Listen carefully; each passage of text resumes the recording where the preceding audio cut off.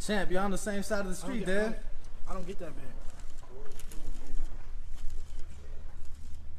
All them guys is easy work. They're easy work, man. Easy work. I'm the top dog.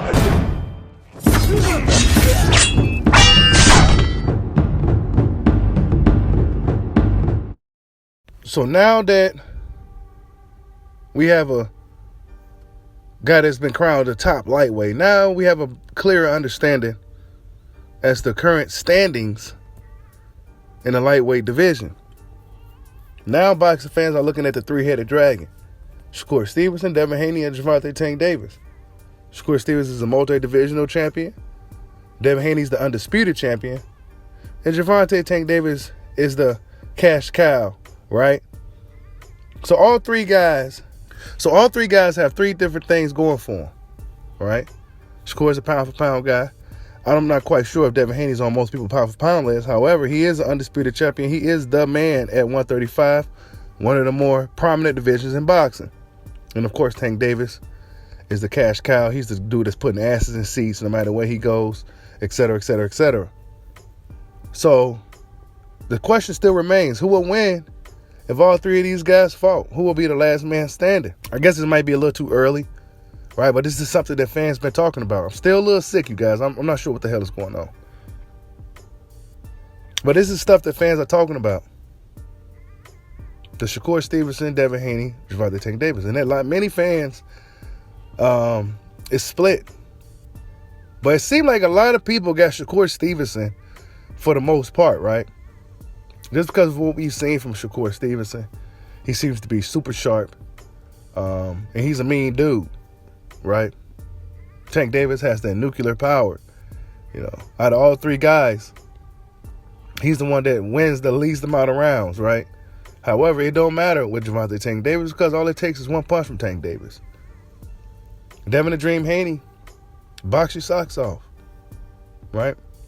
Completely stifle your game. Take everything, take your best tools away from you till you're out there with nothing left, right? This is essentially what Devin Haney did to George Kambosos. George Kambosos couldn't do anything. He beat him up so bad that George thought he won the fight. George thought he was landing shots that he wasn't even landing for real. He was in there with a ghost, essentially, fighting Devin Haney. And then there's Shakur Stevenson, the young boxing wizard. Razor sharp, super efficient. Probably, I mean, we already know, right? What else could I say about Shakur Stevenson? But who will be the last man standing? It's tough to say. All three are mentally tough dudes, right? All three of them are talented guys. It's really hard to say who will exactly win, who will come out on top in the end if they was all to fight. Now, they may end up being in a situation to where Devin starts to really outgrow these dudes, right? Devin may really start to outgrow these guys. He's the youngest. He may really start to outgrow these guys. Tank Davis is the oldest, right? 27 years old.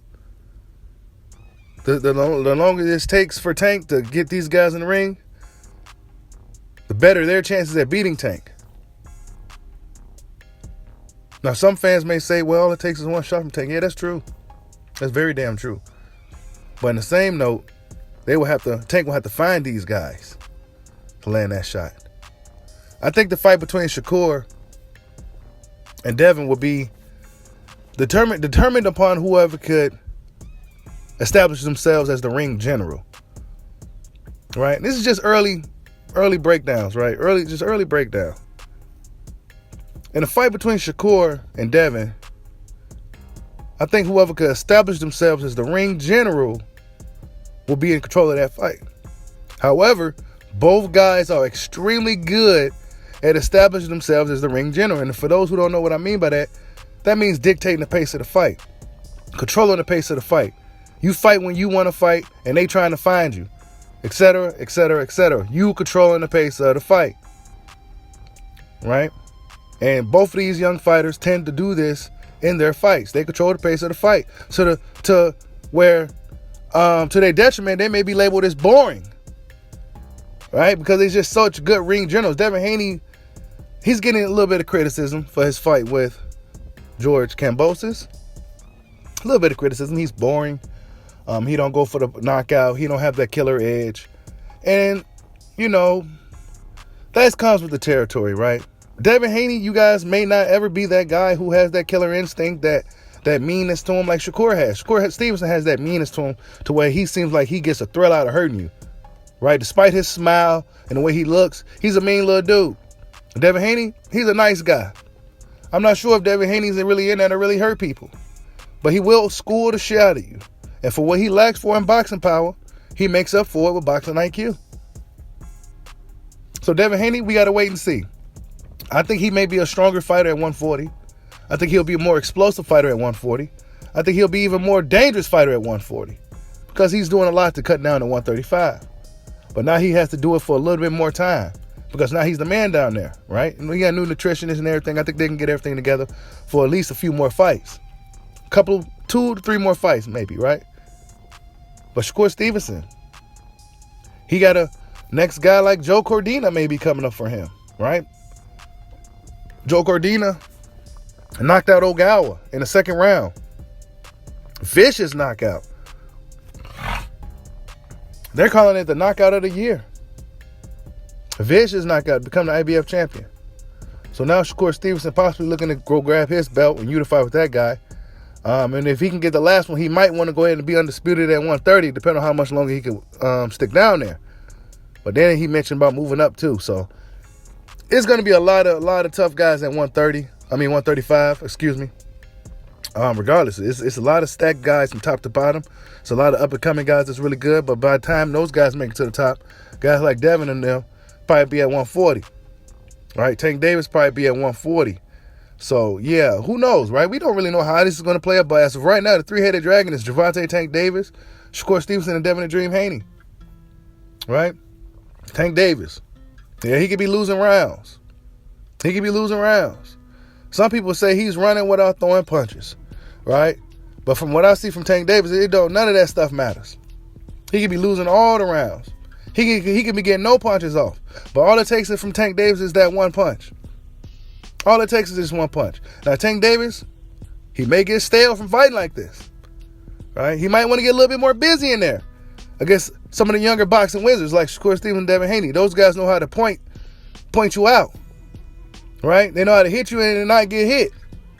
So Tank Davis, if he's looking to face some of those guys, right, he's going to have to do a little bit more than just wait for the big shot, wait for the big counterpunch, because those guys probably likely won't be rushing in like a Rolando Romero. So it'll probably be a totally different dynamic of a fight for Gervonta Tank Davis, right? It'll be a totally different fight for Tank Davis. Tank Davis seemed to have abandoned his jab quite a bit, right? And this is not no knock on Tank. I know boxing fans tend to get really butthurt and upset when you give criticism. But it's not really criticism. It's just something that I noticed. Tank Davis hasn't been really using his jab as much lately. He's been really just looking for the one shot, right? That's what it's been looking like from Tank lately. He's throwing less and less punches than he used to in the past. You know, Tank used to throw all kinds of punches. Now he's limited down to first he had jab cross hooks, and now it went down to left hand and the uppercut. Now it's just the left hand. So yeah, Tank Davis may want to establish his punch variety once again, especially if he plans on fighting guys like Devin Haney. Devin Haney. My one knock with Devin Haney though, he may want to go for the kill. He could be the best in the world.